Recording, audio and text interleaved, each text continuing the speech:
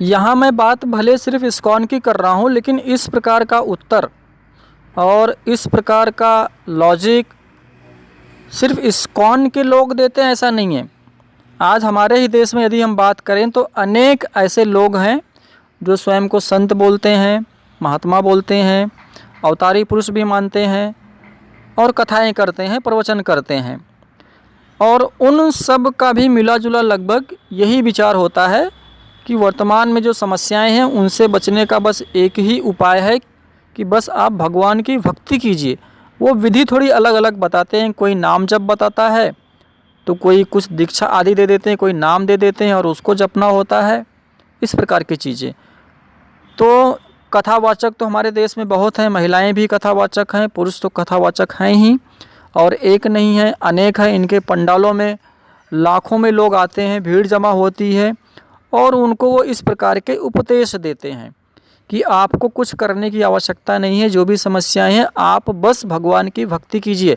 हम अक्सर सोचते हैं ना कि हमारे देश में आज हिंदुओं पर इतने अत्याचार हो रहे हैं और हम इतनी बड़ी संख्या में बहुसंख्यक होने के बाद भी क्यों हम इन अत्याचारों को नहीं रोक पा रहे हैं, या हमारा हिंदू समाज जागृत क्यों नहीं हो रहा है, प्रतिकार क्यों नहीं कर रहा, उसका उत्तर क्यों नहीं रहा। तो उसका उत्तर आपको यहाँ पर मिलेगा कि ये जो अनेक प्रकार के साधु संत या कथावाचक या इस्कॉन के प्रीचर प्रचारक जो इस प्रकार के उपदेश देते हैं, जिन्होंने करोड़ों लोगों को अपने पास में जोड़ के रखा हुआ है, वो जब उनको इस प्रकार की शिक्षाएं दे रहे हैं कि आपको कुछ करने की आवश्यकता नहीं है, जो कुछ हो रहा है आपके खिलाफ या आपके धर्म के खिलाफ वो सब कलयुग है और होगा ही, और आप सिर्फ भगवान की भक्ति कीजिए, आपको इससे कोई हानि नहीं होगी। तो लोग एकत्रित कैसे होंगे?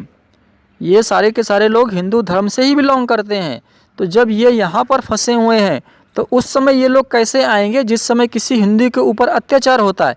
इसीलिए हम देखते हैं कि जब कहीं भी कुछ भी होता है हमारे धर्म के खिलाफ तो चार लोग भी वहाँ पर जमा नहीं होते, क्योंकि उनको इस प्रकार के लोगों ने, बाबाओं ने इनका इस प्रकार से ब्रेन वॉश किया हुआ है कि आपको कुछ करने की, कोई कर्म करने की, कोई एफर्ट्स लगाने की आवश्यकता नहीं है। आप बस भगवान की भक्ति कीजिए, उनका नाम जप कीजिए और आपकी सारी समस्याओं का समाधान करने स्वयं भगवान आएंगे। अभी तो एक नया संप्रदाय निकल रहा है, उसके बारे में मैं किसी और वीडियो में चर्चा करूंगा।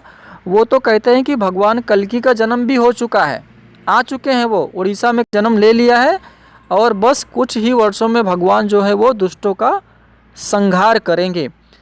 तो अब आप मुझे बताएं कि इस प्रकार के लोगों से जो लोग जुड़े हैं वो क्यों किसी का प्रतिकार करेंगे? यदि उनके स्वयं के साथ में भी अत्याचार होता है तो वहाँ पर भी वो कुछ नहीं बोलते और वो यही सोचकर समझकर चुप बैठ जाते हैं कि ये तो कलयुग है, ये तो होना ही है और भगवान ने अवतार ले लिया है या लेंगे, या हम तो उनका नाम जप कर ही रहे हैं तो हमारा तो कल्याण हो ही जाएगा और इन दुष्टों का नाश हो ही जाएगा।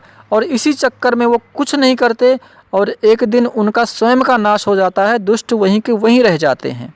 जितने भी साधु संत भारत की जनता को या विशेषकर हिंदू संप्रदाय के लोगों को अपने कथा पंडालों में, अपने प्रवचनों में या जो उनके ऑनलाइन प्रवचन यूट्यूब आदि पर होते हैं उसके माध्यम से लोगों को जो मूर्ख बना रहे हैं ये लॉजिक देकर कि ये कलयुग चल रहा है, उन सबसे मैं एक प्रश्न करता हूँ, ये जो वर्तमान में कलयुग चल रहा है ये कोई प्रथम या अंतिम कलयुग नहीं है। अभी जिस सृष्टि में हम हैं, एक सृष्टि जो होती है उसका निर्माण 1000 चतुर्युगी से मिलकर होता है। चतुर्युगी यानी जिसमें 4 युग होते हैं, सतयुग, त्रेता युग, द्वापर युग और कलयुग। इन 4 युगों से मिलकर एक चतुर्युगी बनती है और इस प्रकार की 1000 चतुर्युगी से बनकर एक सृष्टि बनती है।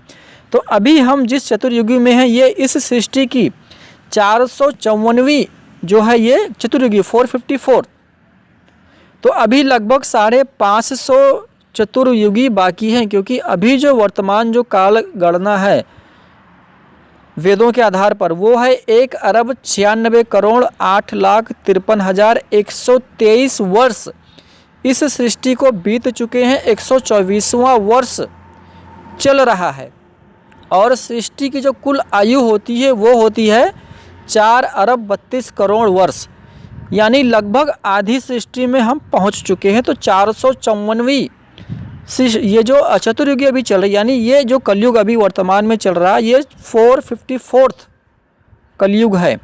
इसके बाद में और लगभग 550 कलयुग अभी और इस सृष्टि में बाकी हैं। और एक जो कलयुग होता है उसकी आयु होती है 4,32,000 वर्ष।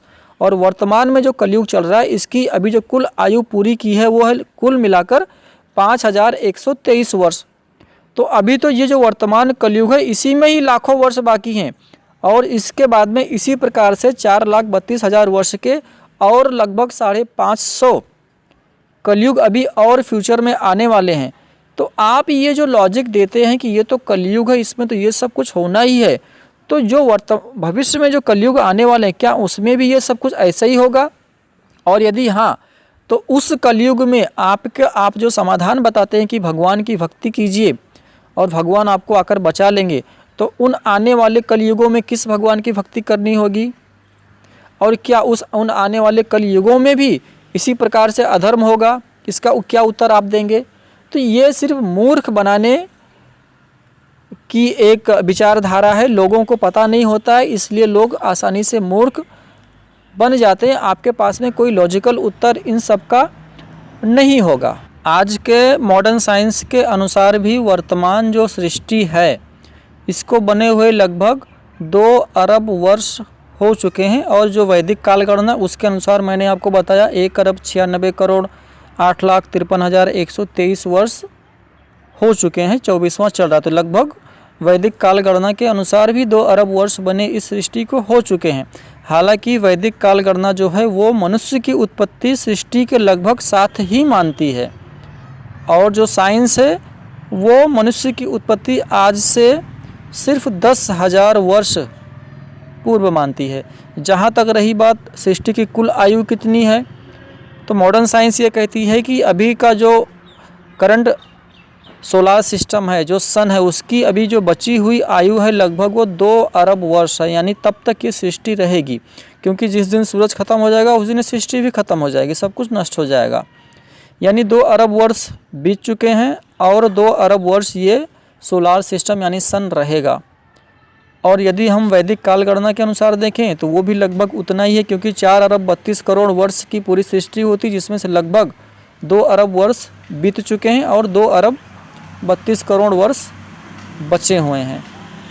और ये प्रश्न मैं सिर्फ इस्कॉन संस्था से पूछ रहा हूँ ऐसा नहीं है। जितने भी मैंने बताया, जितने भी कथावाचक प्रवचनकार जो अलग अलग मंचों से अपना प्रवचन देते हैं, कथाएं करते हैं, नाम आपको सभी पता है, इन सभी से मैं ये प्रश्न करता हूँ कि कलयुग के नाम पर आप जो लोगों को मूर्ख बना रहे हैं, जो एक प्रकार से उनको भ्रम में डाल रहे हैं, ये ठीक नहीं है। अब कुछ लोग ये कहते हैं कि जितने भी कथावाचक हमारे देश में या इस्कॉन संस्था भी है, ये कम से कम जो भी कर रहे हैं लोगों को एटलीस्ट कन्वर्ट होने से तो बचा ही रहे हैं, क्योंकि लोग यहाँ पर आकर भक्ति करते हैं और फिर इनको कन्वर्ट करना, विशेषकर क्रिश्चियनिटी में आपको पता है कि कितने ज़्यादा कन्वर्जन हमारे देश में क्रिश्चियनिटी या क्रिश्चियन मिशनरीज़ के द्वारा किए जा रहे हैं। तो इन साधु संतों के द्वारा बहुत सारे लोग कन्वर्ट होने से बच जाते हैं।